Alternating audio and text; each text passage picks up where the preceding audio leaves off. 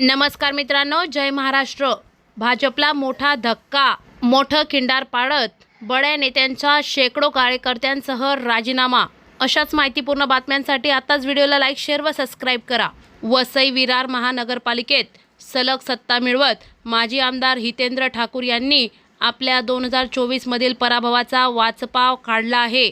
बहुजन विकास आघाडीने बाजी मारत बहुमताचा आकडा पार करत भाजपला रोखले आहे। अशातच आता पुन्हा एकदा भाजपला येथे मोठा धक्का बसला असून भाजपसोबत युतीत असलेल्या आघाडी सेनेला मोठं खिंडार पडले आहे। आघाडी सेनेचे पालघर जिल्हा प्रवक्ते जयेश पाटील यांनी राजीनामा देत बहुजन विकास आघाडीत प्रवेश केला आहे। त्यावेळी त्यांच्यासोबत शेकडो पदाधिकारी आणि कार्यकर्त्यांनी बविआचा झेंडा हातात घेतल्याने थेट भाजपलाच धक्का बसल्याचे मानले जात आहे।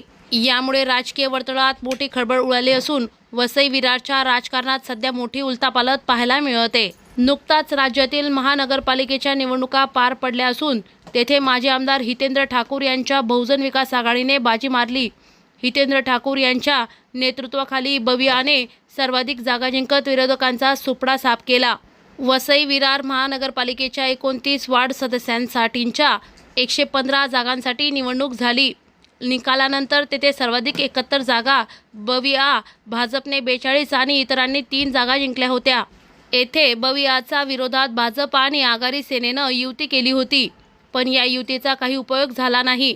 भाजप आणि इतर पक्षांचा पराभव करत बविआने सलग चौथ्यांदा सत्ता कायम केली आहे। त्यामुळे पुन्हा एकदा भाजप तोंडावर पडलं असून मोठा धक्का बसला।